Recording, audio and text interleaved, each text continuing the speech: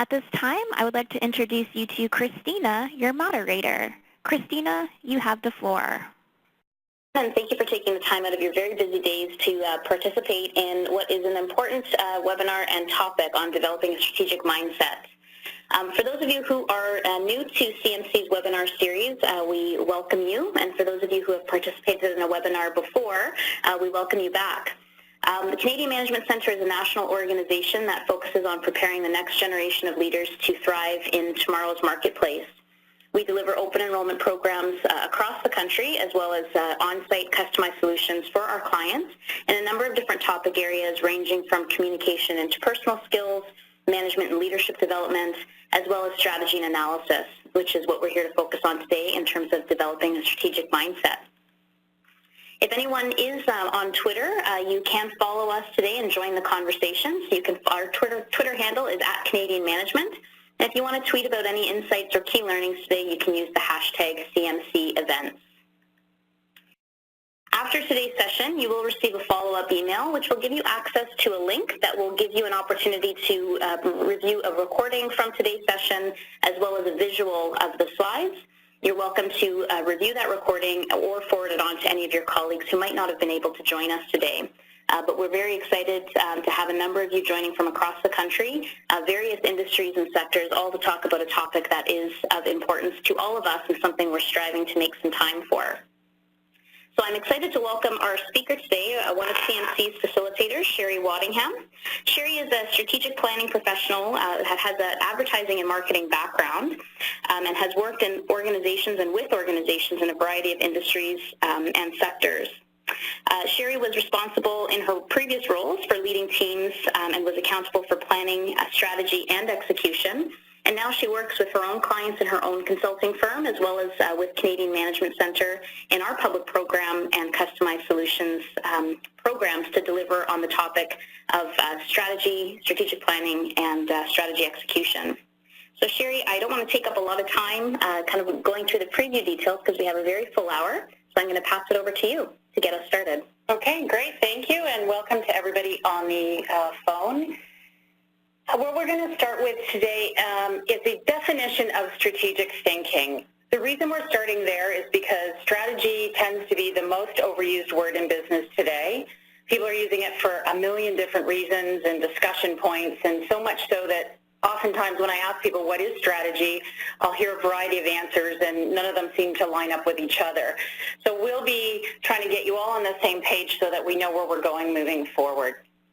So as you can see on the slide there, it says strategic thinking, which is an element of the larger strategy picture, is about taking a holistic, long-term problem-solving and decision-making approach within your daily actions.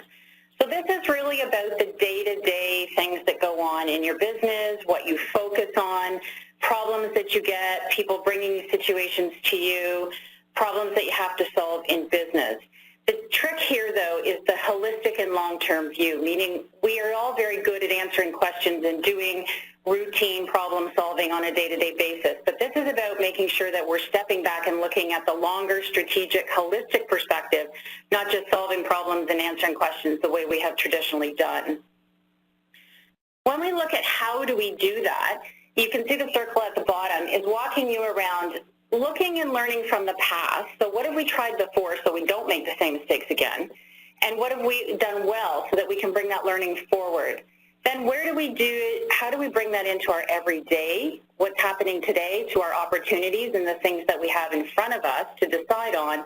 And those things always have to be taken with consideration for the future. So we go through the steps by looking at being objective about opportunities, issues, and problems, which means using data, analysis, results, information that we have from a variety of sources, not ever just one situation or one data point, because that is just one. It doesn't make a trend. We want to make sure that we're taking the emotions out of it. So we don't want to get caught up in our totally vested in this decision because I've been working on it for 6 months and I'm totally tied to this. It has to be objective, otherwise we're not going to make always the right decisions. And also making sure that we think about the connections of all of our decisions and situations.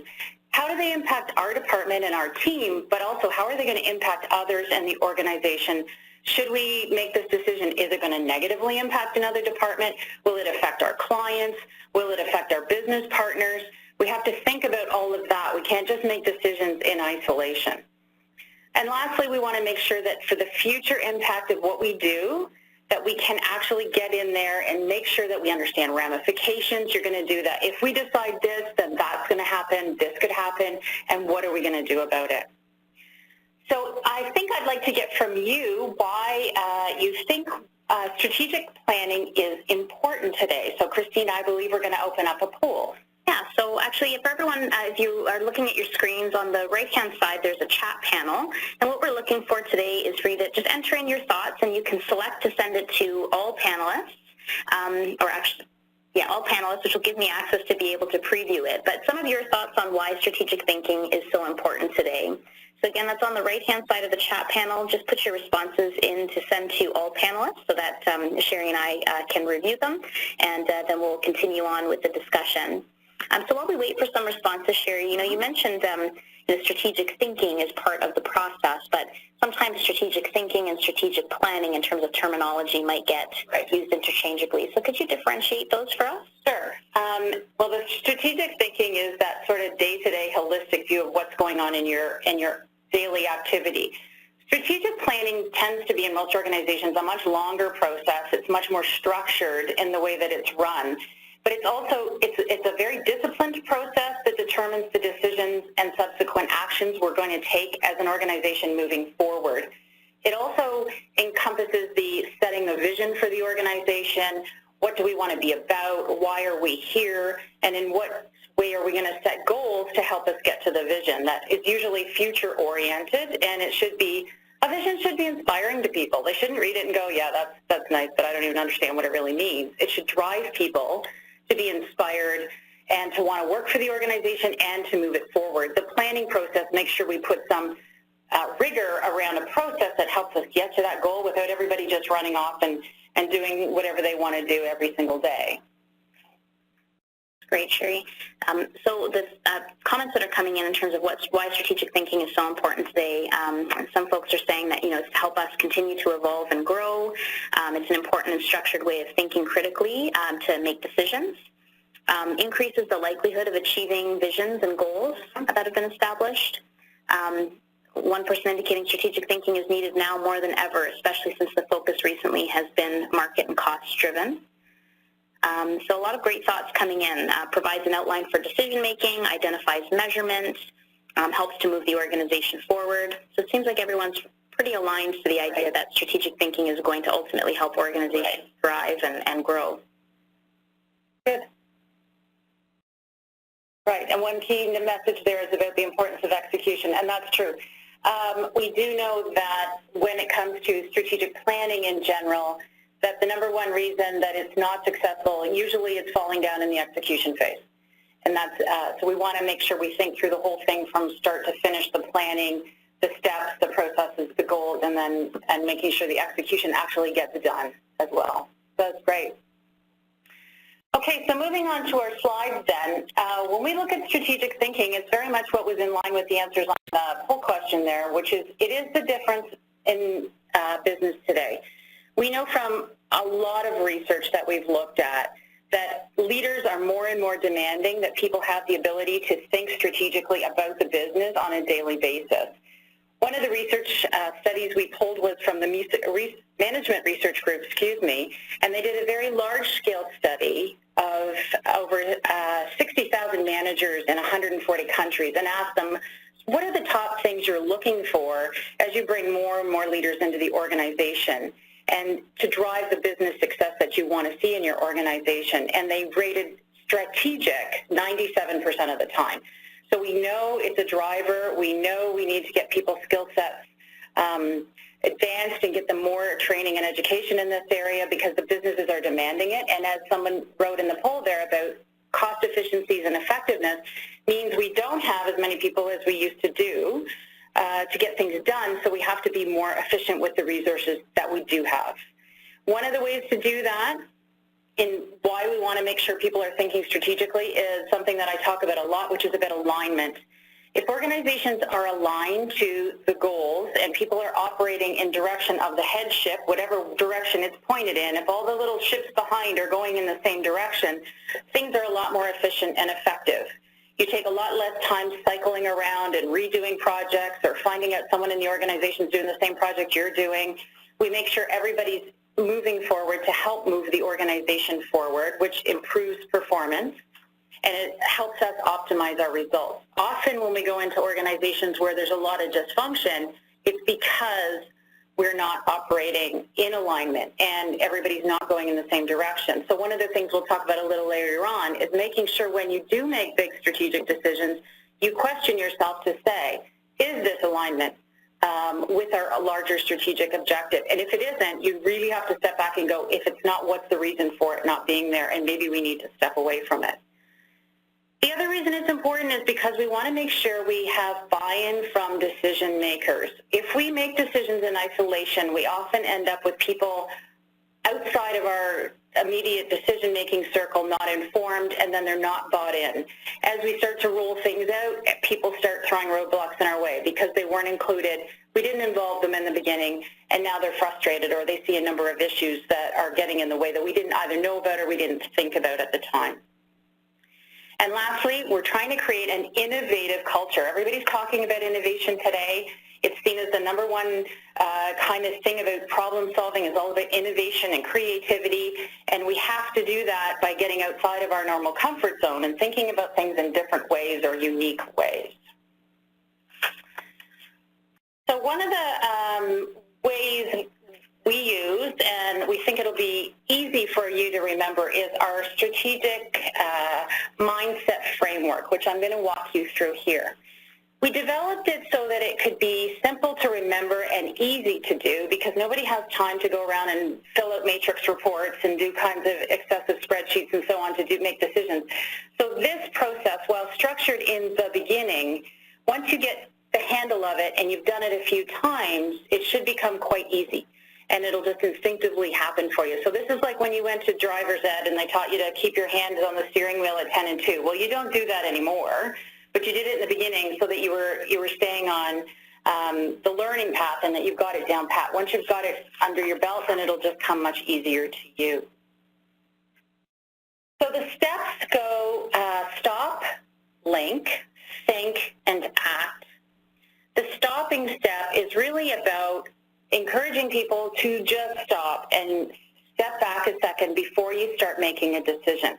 This is about reflecting on what you're going to say and what do you think the answer is going to take you as an organization or as a team, or the direction to your own employees, if that's the case. We tend to do things by rote so much, and we've seen the movies before, so we tend to give answers right away to people. And we go, yeah, we've done this before, so let's just do this. And I'm saying just take a step back for a second and think before you start moving forward.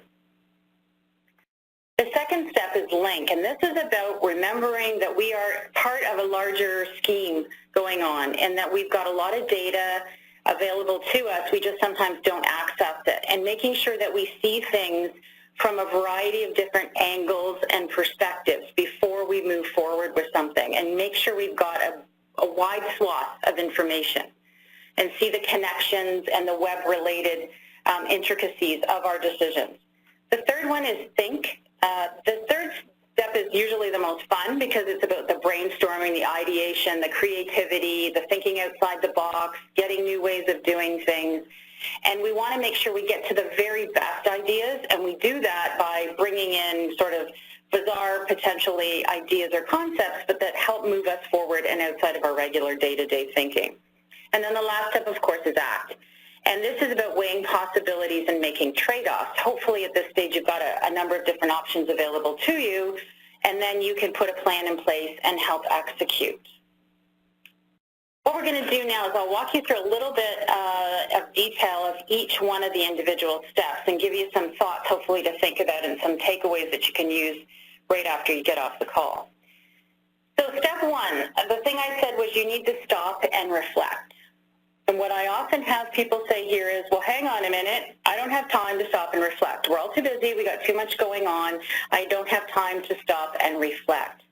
So my question to you is, what is it that you're too busy doing because often the too busy doing are things that you probably shouldn't be doing, or you may want to find a more structured way to do it to give you some time. So we have all got 24 hours. We just have to use them the most efficiently. And for those of you who work in organizations or you manage teams and people, the number one thing I'm going to get you to do is sit down and look at your schedule on a day-to-day basis and see what you do in a day and how you would categorize some of your tasks.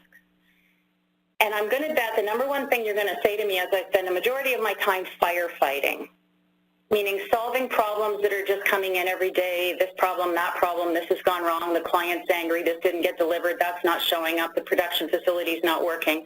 All of this firefighting is taking your brain right there, you got to solve the problem and move on. There's a lot of firefighting going on today.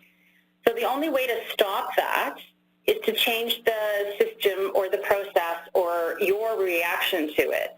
So you can step back and say, hang on a second, why do I keep getting these same questions? Why does the same problem keep happening? Why do we keep having the same situation? As a way to say, is there a bigger problem here? Is there some root cause that I'm not looking at, that I'm just constantly seeing the same problem? What I'm getting is symptoms of a bigger problem that you probably need to step back and look at. The second thing I'd encourage you to do is when people come to you with issues and problems all the time, don't just answer them. It would be great to say to someone, I'm okay to bring you, if you bring your problems to me, but I would prefer that you come to me with some suggested ideas as to how we could solve this, rather than just coming to me and asking me to solve it for you. You're going to then start teaching your staff to start thinking strategically and thinking about situations a little bit more before they just assume that you're going to solve all their problems for them. So push it back on them a little bit to say, where do you want to go with this, and what do you think is our best direction moving forward? And the last thing is, and it's probably going to drive you all bonkers when I say this, is stop answering your emails constantly. That is a huge time taker, for lack of a better word, but when you do them randomly as they're coming in, day to day to day or minute to minute to minute, you're breaking your concentration up into little small chunks. Then you react to this one, react to that one, react to this one, and then you're exhausted and your brain can't function at the end of the day. So you've burnt it out on answering all the emails that are coming in nonstop. I promise you, you will be more efficient answering emails if you set aside chunks in the day and do them in 10 or 15 minute spurts than constantly looking at your phone for the next email that's coming in. If we could just go to the next slide, what I also want you to have a look at is saying, okay, where are my time, where are these tasks in terms of importance and urgency? So where we really want you to be focusing your time is on number 2, which is the important but not urgent things. This is where strategic thinking and strategic mindset comes in. So because I'm thinking about the future and planning for where we're going to go, I'm spending my time on that and not on panicky situations and firefighting. That's always going to be there. It just shouldn't be the majority of your time. You also want it, now obviously, if you have an important urgent situation, a client situation, you have to do those first. That's not what we're saying, but you've got to also have some time to plan for the future so you can avoid a lot of these frantic last-minute situations that take up a lot of your time. The tasks in step number 2 are usually the most critical to the success, and that's often where you see from a strategic planning perspective, people take their teams away and go off-site because it's a way to get them away from the day-to-day process in order to step back and look at the business from a broader perspective. Day-to-day, you can't go off-site all the time. So you've got to find a way to let yourself get into that mindset without having to, be jamming it in between this 10-minute interval and that 10-minute interval. Sometimes it makes sense to look at your calendar and say, okay, I'm going to plan time for this daily, weekly, monthly. You've got to put it in, but you've got to put it in when it works best for you and when your energy is the highest. If you're a good morning person, then I suggest you do it in the morning if your energy is good for you in the morning. If you're a nighttime person, then do it at night because that's when your energy is highest. This is not the kind of work you do when you're on your last 10 minutes of energy before you crash. It is things that take time, and you want to have your brain fresh and you want to have your energy high in order to get you to that place. The other thing I would suggest you do is break tasks down into, when you plan this stuff, break it down into a step-by-step process so you can manage it. Sometimes sometimes we sit down to look at a process or a problem, and everything is so huge that we just avoid it. So if you break some of those steps down a little bit for yourself, it'll seem a little bit more digestible, and then it won't seem like, oh my God, I've got too much to do and I don't know where to start. Some of the key questions that you want to ask yourself as you go through the process. How can I broaden my big picture understanding this month? Some of the things that we do in our day-to-day basis, we get so heads down or involved in our day-to-day that we forget to step back and look at the organization from a broader perspective. Where are we going as an organization? Where do we fit competitively within the marketplace? For those of you who may be from the public sector, what I would suggest you do, because you often don't have a direct competitor depending on what area you're in, is look at other organizations that do a similar function to you, however, may not the same as you do. See what they're doing. Have a look at how they're handling processes, their situations. Read your industry publications. Go to conferences. I mean, you know these things, but they're the reason they're there is to help you step back and look at the bigger picture of what's going on. Often when we're using tools to help break down some of these things, we will look at environmental scans and SWOT analysis, Gantt charts, all kinds of tools available to you, and some that we go through in the larger course to help you step back and give you the perspective and the objectivity to be able to break down some of these things. So it gives you that outside-in look. What do I need to gather more information on? What talent is needed for our strategy to succeed? That's a big one today. I know there is a lot of talk about, are we short on talent? Do we have all the right skill sets? If we know that, we have to start planning for that now. That's another strategic issue. If we don't, we want to do things before they become a crisis. So we have to make sure that we're thinking about and planning for and bringing in the right talent when we need it. And also, always start from what are our customers going to value and want from us moving forward. When we get into operations day-to-day, it gets tough. You get in the day-to-day, things are going on, you don't have time to put your head up. So this is where you want to take the time to look at the clients and what they're going to want and want to buy from us. And then we talked about if things are urgent or not important. But just some of the key questions you can ask yourself so that you can step back and say, all right, what do I really want to do and what do I want to focus on here? So Sherry, before we move into the next step, someone asked the question, about instant messenger interruptions, because you talked about, blocking off your email so that you're not distracted by that. But what about the beauty of instant messaging and texting and this sort of on-demand response world that we're living in? Well, that's probably 10 times worse than email because it's instantaneous by nature, requiring an instantaneous response. If you want to do your life that way, then you will keep answering them. If you want people to stop instantaneusely asking you questions, then I would say don't answer them immediately as a way to train people not to just assume that every little thing. I think people have overused the instant messaging to mean things that could go in an email are now an instant message for whatever reason. And one of the things you'll really find if you work in a company that has an internal system, years ago I worked at a very large technology company, and all people did on every conference call was do these instant messaging back and forth amongst themselves instead of listening to the call. Well, there's a perfect time where you could have been thinking, but we were on this instant messaging back and forth. It's tough. It's really, really tough, but I would say keep your instant messaging down to the key strategic things that you need to focus on, and the rest of it, let it wait. Okay, great. So while you move into the next step, I just want to remind everyone that you do have the option of submitting questions in the Q&A panel today. So if you have questions about your particular situation that you'd like to put forward to Sherry, we'll do our best to get to questions today. But we're moving into step 2, linking. Yeah. So this step, what I want you to think of is like a giant web, like a spider web or any web. We just finished off with Halloween not too long ago. So think of some of those great big spider webs that we saw around, and that's really how ideas and people are connected in that same way. There's nothing we do today that only affects one person or one situation. So we have to view everything we do as a web, and if we impact or we change one element of our prong in the web, how is it going to impact on everybody else that's connected to us? So when you think about making those connections, you want to get to the bigger picture.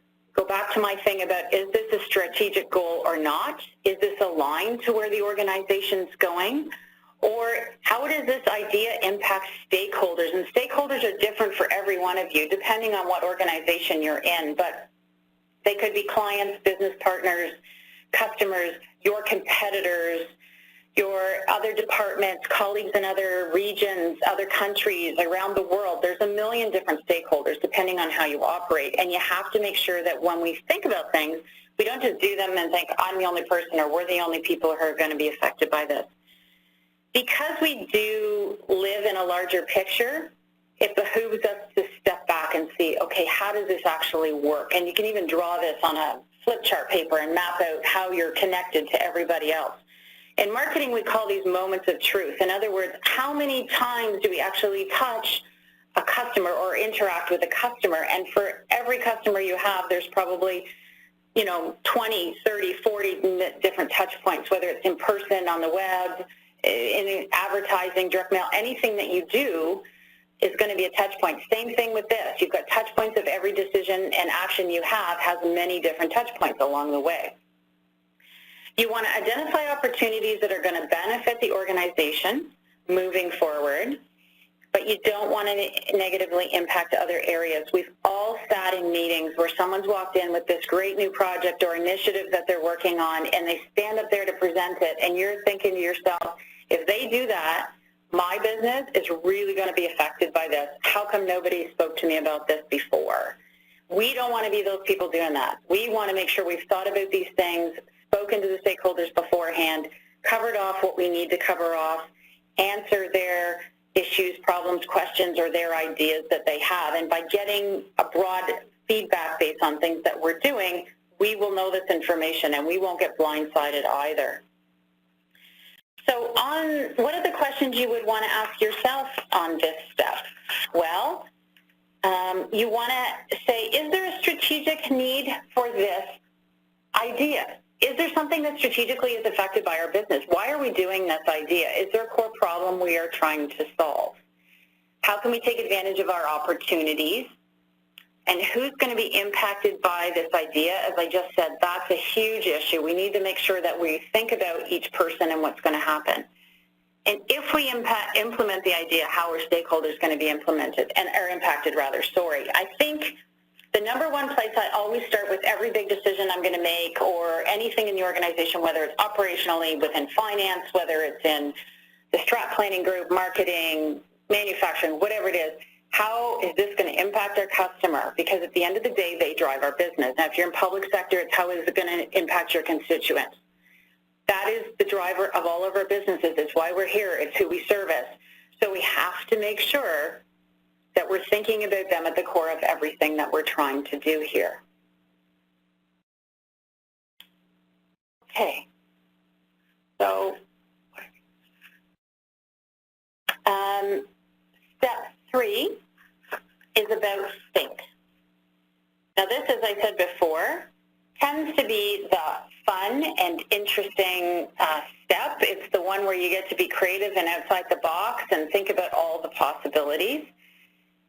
We want a broad spectrum as possible to think about all of the potential opportunities that are available to us. We don't want to start with a narrow scope because we often will find in brainstorming we talk about the third of ideas. And this is designed to say to you, when you sit in a brainstorming session and start trying to find solutions or ideas to where you're at or the problems you're trying to solve or the situation you're looking at, the first few minutes or even 5 minutes, 10 minutes are going to be all the stuff you've already hashed around in your departments and in your company for the last however long time, year, 2 years.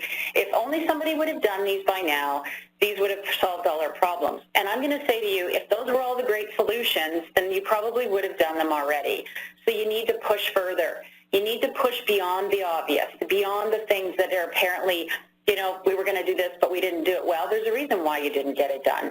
So look beyond there. And that's why we're trying to say, look at new alternatives, look at new possibilities, identify better ways of doing things, and keep yourself open to new ideas. So it doesn't mean everything's a brainstorm. Most organizations will tell you, we don't lack for ideas. We lack on the execution side. Well, then that tells you something too.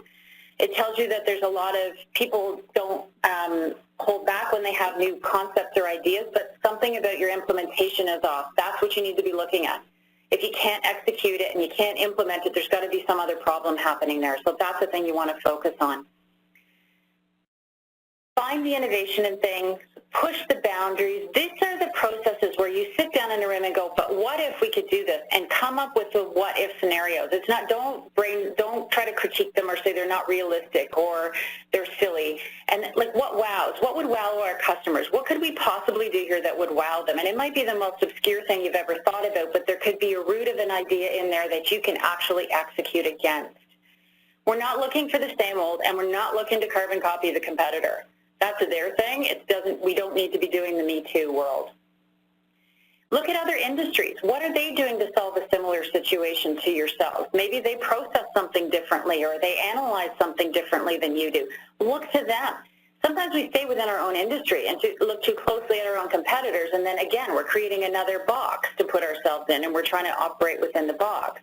So the most successful businesses do things that surprise and delight their customers, but they're different or new. They're not the same old, same old. And again, private sector, you can do the same thing. You've just got to take a spin on it because you don't have direct competitors. You've got to take a different angle to look at the problem, or going at it from maybe the bottom up and seeing if there's another way to twist it or turn it around. But there's all kinds of tools and possibilities out there for getting through this step that will help you solve these problems and ideas. But I encourage you to get right out there, get uncomfortable, and make it different and fun. The human brain doesn't like new or different things. So people will resist change. That's kind of part of the norm. The way you have to do that is often by giving people things to build or create as part of a way to generate ideas, so that you shut down the brain's immediate default of criticizing new ideas. Some of the questions that you might want to ask yourself, as I said, is the what if and what wows, what works, what could be possible, how might we make this happen? There's all kinds of questions you can ask, but they're questions that are designed to not allow negative input or critiques of ideas. What are the assumptions we're holding about the situation? So I want to spend a little bit of time on this one. Assumptions get in everybody's way. We all have them. We all hold on to them. We all have experience in the business, things we've tried before, things that haven't worked, things we've seen other people do that haven't worked. All of those things tend to be part of our day-to-day and part of our day-to-day experience. And they become our assumptions. Oh, yeah, we did that before, it doesn't work. We tried that before, it doesn't work. The challenge is you didn't try it at this time in this situation, given where we are now. So maybe this time it'll work. Maybe this time we can change one of the parameters to make it different. We all have assumptions, and they all get in all of our way, to be straightforward about it. They're ultimately our hidden blind spots, and they can get in our way of being as progressive and creative as we want to be. So check your assumptions. Make sure you're aware of what they are. If you don't know what your assumptions are, I can promise you your colleagues know what they are. So ask somebody you work with who's close to you to say, do I have given assumptions on things around decisions or creativity that I need to be aware of so that they don't continue to get in my way? And I'm sure they'll be more than willing to tell you what they are, but you have to be willing to hear the feedback too. But it's also to help you get beyond yourself, because we all create our own walls and get in our own space. What is the opportunity cost? Everything we do has to be measured. This isn't just wing stuff out there and hope the heck it flies. So we'll talk about that in the last step. And then really looking at, is this worth doing? Does it make sense as we start to pare down our ideas and we start to bring things together? So Sherry, before we move into the final phase and step, if you think about people who are managers or people leaders, and in this particular phase and the opportunity to kind of ask those what-if questions, how can they engage members of their team to also contribute to some of this new thinking? I would literally just get people in a room and say, here's our situation, what could we do with it? It doesn't have to be a 5-hour meeting. You can get, and I would get a random selection of people so that they're not all from the same mindset in the same group with the same situations, to get some new ideas in there. Even if you've got a couple of colleagues in different departments, they'd be willing to give you half an hour of their time to give you some broader ideas and just bring it forward. Often the people who work on the business day to day know way better than the managers do what the problems are and what the situations are, because they're closer to it and they're closer to the client. And so they often will have great ideas as to how things can be solved, and often they're simple solutions that people have presumed are big problems. So I would definitely bring in as much of your team as you can. The other thing is about ideas in your team. Nobody owns ideas, so there's no corner on, because I'm more senior, I have better ideas than anybody else. You could have, your support staff have the best ideas in the world, so nobody should be excluded from ideation, and the best ideas come from all over the place. We have a comment from a participant on the line, Phyllis. It says, cross-pollination is a real game changer for organizations. So, a wild agreement about trying to get people with different perspectives, which is great. But one thing that we've also heard for some individuals is that, and you're not necessarily wanting to reach out to the teams for ideas, because if we can't implement the ideas, then people might get demotivated. So what suggestions would you have for people about managing expectations around that, not wanting to squash innovation and new ideas and thinking, but really foster a culture of that? I think, okay, I'm going to answer this in two spectrums. The first one is on the ideation, what's possible.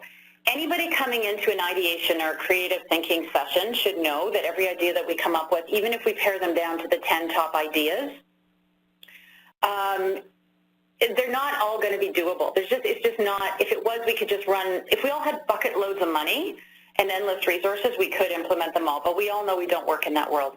So I think you have to come in with, I'm going to give my best ideas, and I'm going to do the best I can, understanding we're going to have to, at some point, pare down the options as to what's doable.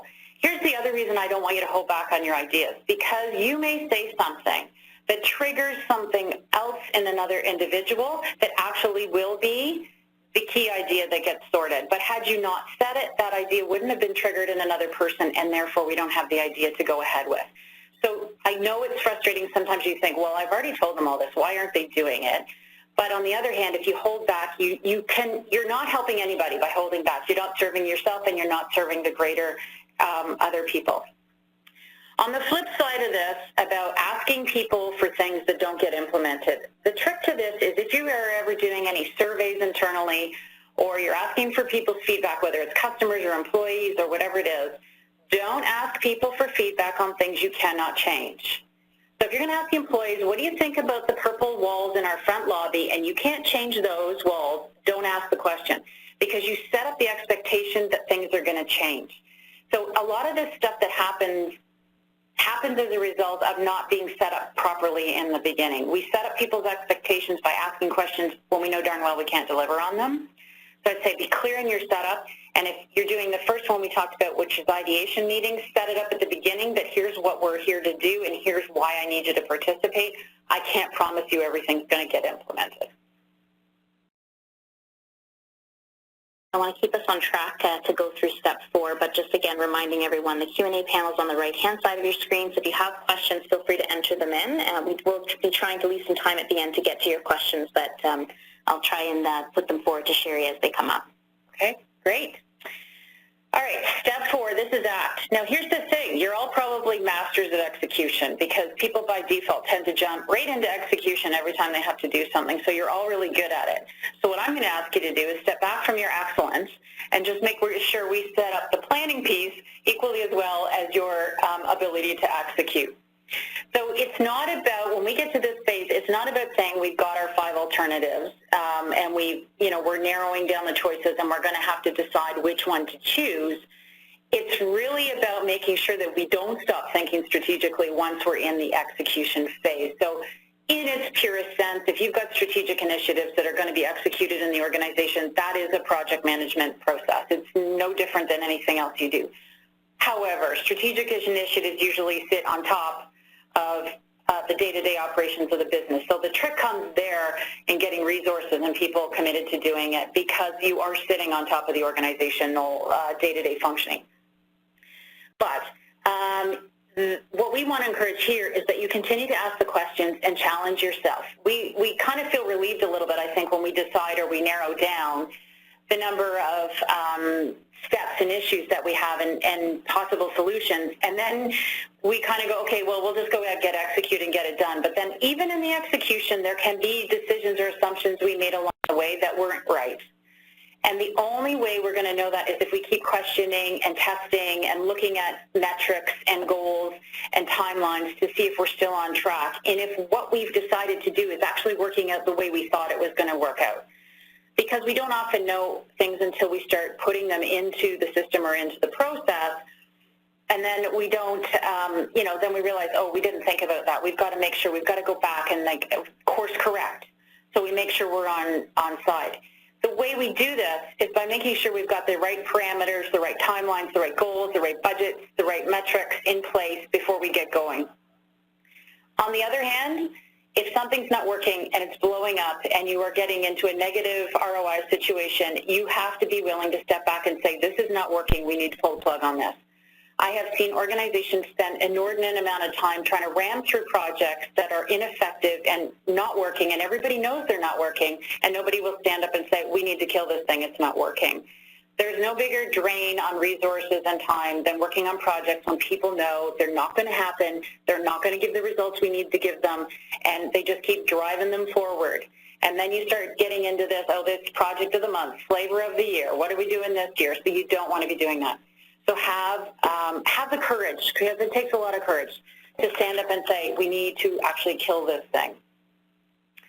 Some of the questions we want to ask at this phase are, what I talked about this, what will the implementation plan consist of? What are the metrics? How often do we want to measure them? How much do we need to check in to make sure things are happening? Look for the delays and know, if you know your business well enough, and as you probably, most of you do, you know where the problems are going to be. You know where the roadblocks are going to and the bottlenecks are. So make sure you take that into consideration as part of your plan. And then, is it justifying its investment? Oftentimes things sound good up front, and then you start to implement them, and all of a sudden they become a huge, big money pit. So you've got to be careful and make sure we're measuring and you've got your stats going on. I would encourage as much as you can with these initiatives, if you can create one-page metric reports for yourself so that you can see at a glance what's going on with the projects, it's a very efficient way to keep track of things without overwhelming people with data and paperwork and more things. We got more than enough stuff to read today. So top liners, big pictures, one-page results, all good if you can get them there. And don't stop asking questions. All right, so to bring it all back together, so strategic mindset, just to remind everybody, is about that holistic long-term problem solving and decision-making approach. It's about the day-to-day. It's about thinking about the bigger picture. It's about making sure that you're not readily answering questions too quickly or just jumping to solutions or doing what you've always done before. And the last bit I'm going to add to this is for those of you who are managers, when people come in your office, because you know the business really well and you know the construct in which you operate, you tend to solve the problem in your head as they're asking the question. And then so you're going, well, if we do this, this will happen. If we do that, that'll happen. And then when they finish talking, you say, you need to go do this. The problem with that process is that they weren't inside your head. So you give the answer, and it's probably the right answer, but you've given the answer to them without them going through the logic and thought processes. If you want to train your teams and people to start thinking strategically, you've got to walk them through your thought processes. You've got to get them on side with how they solve problems, how to think about the situation, and how you've come to that conclusion so that you're training them to have their own strategic mindset. So we have a lot of questions coming in, Sherry, that I do want to get to. Someone did ask whether or not they were going to get access to a recording. So just a reminder, you will absolutely get access to a recording of today's session so that you can review some of the discussion points. But we are going to move to another poll just to get some feedback from you about which step that Sherry discussed today in terms of stopping, linking, thinking, or acting will be the most challenging for you. So just based on what she shared in terms of the details around each of these steps, you knowing your current day-to-day reality, some of the challenges that you're facing, whether that's the environment that you're working within or the people that are around you that you need to engage, which step do you think will be most challenging for you? So we're just asking you to respond to the poll on the right-hand side of your screen. You have all 4 options listed there for you to just reflect on which of these will be most challenging for you back in your work environment.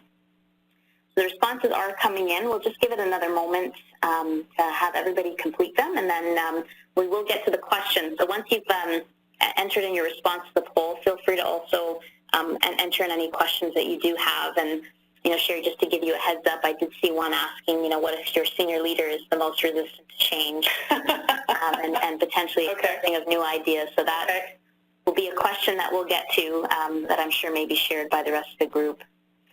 So Marvin, if we could maybe just give it another 5 seconds and then close out the poll so that we can see the results of which step will be most challenging for those on the phone. And I know I have my guess and vote on which one I think is most challenging personally for me, because it's a difficult habit to break in terms of, getting caught up in the day-to-day firefighting that goes on, the demands on our time that come from email, instant messaging, and so on.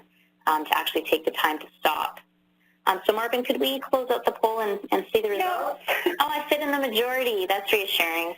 So 41% of those of us on the line today said stop will be the most challenging, link being the second, acting being the third, and think being the fourth most challenging. So looks like we're all united in the stop.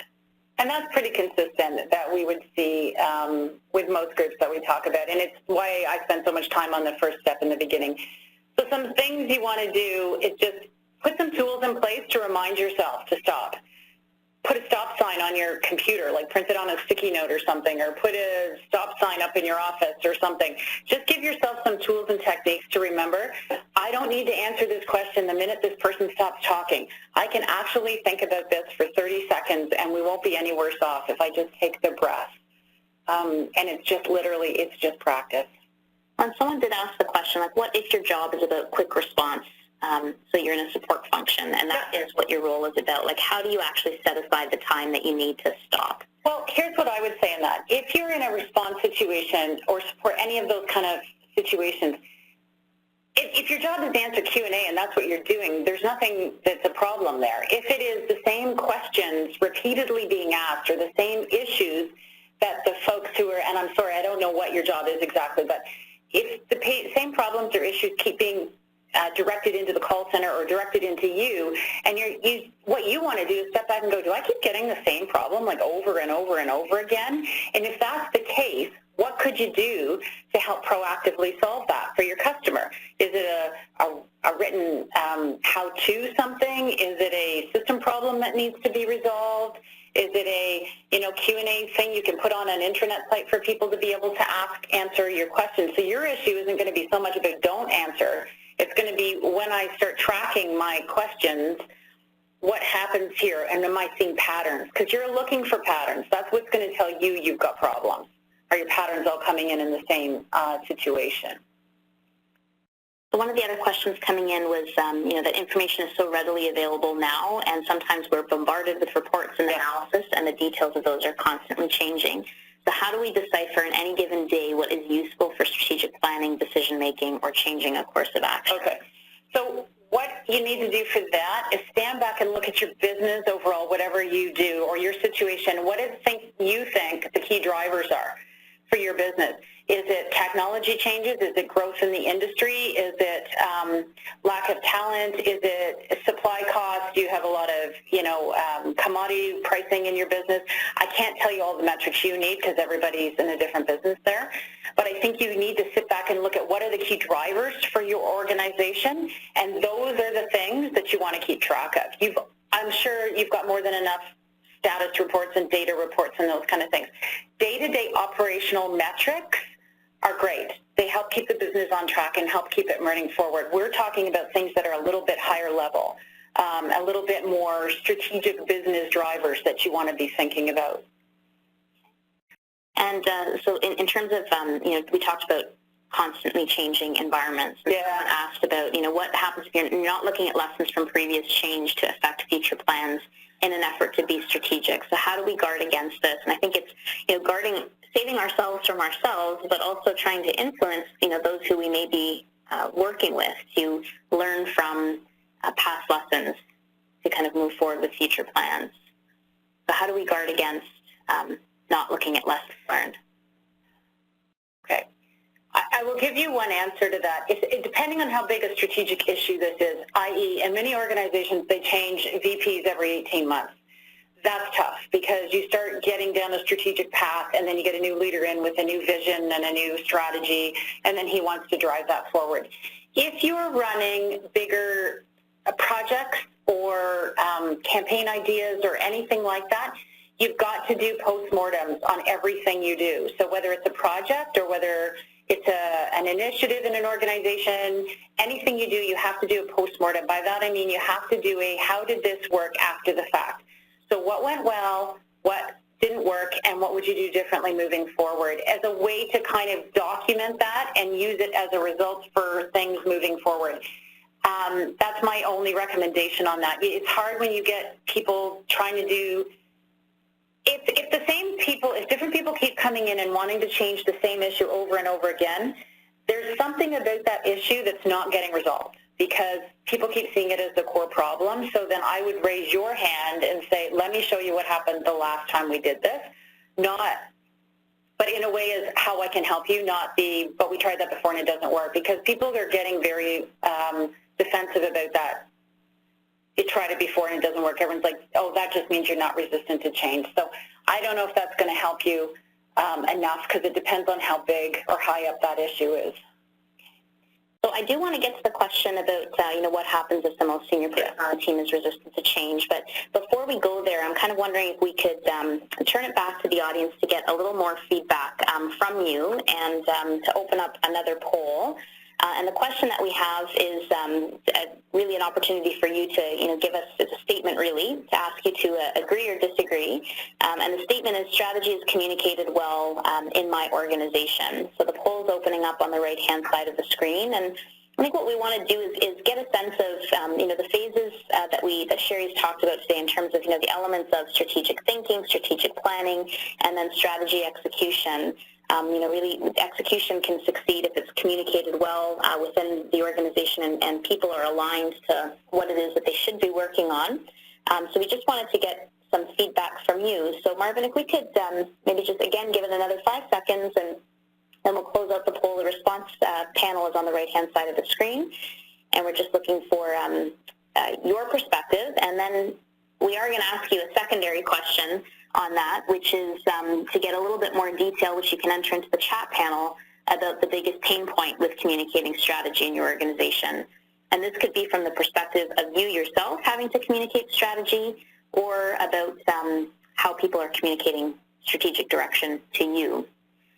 So Marvin, if we could close out the poll and take a look at the results that have come in. So we've got 43% of our audience today agreeing that strategy is communicated well in their organization, 34% disagreeing, and 13 in the strongly disagree, and then 9 showing up strongly agree. Is that 43%? What's your reaction to that, Sherry, in terms of agreeing that it's communicated well? I think it's kind of unusual from some of what... I was going to say it's a little higher than we normally see, but although I'm very pleased to hear that, that things are being done well. Oops. What we do see is, well, the 47% saying that it's not being communicated clearly. But if the 43% think it's done well, then I'm happy to see that. But I think we still got 47% to say they're not. So it's an issue. Okay, so I'm interested to see, what people may be integrating in terms of the biggest pain point with communicating strategy in your organization. So if you wouldn't mind in the chat panel, just you have to select the option to send to all panelists so that we're able to see your responses, and just give us some feedback on what you have found to be the biggest pain point in communicating strategy in your organization. So we'd appreciate your feedback on that. And in the meantime, Sherry, maybe we can address the question of the manager. Yeah, what do you do? I'm going to go back to the same thing I said before about it's all in this setup. You're going to have to do it with baby steps. When people are resistant to change, and this is in general, it's because they think they're somehow going to be negatively impacted by it. So if you know something, if you have some initiative that you want to drive forward in your organization, I think you have to flesh out the strategy as to what you want to change, how you're going to change it, how you're going to measure the results. And then I would go in and talk to that person and then say, what issues or concerns do you have to this idea?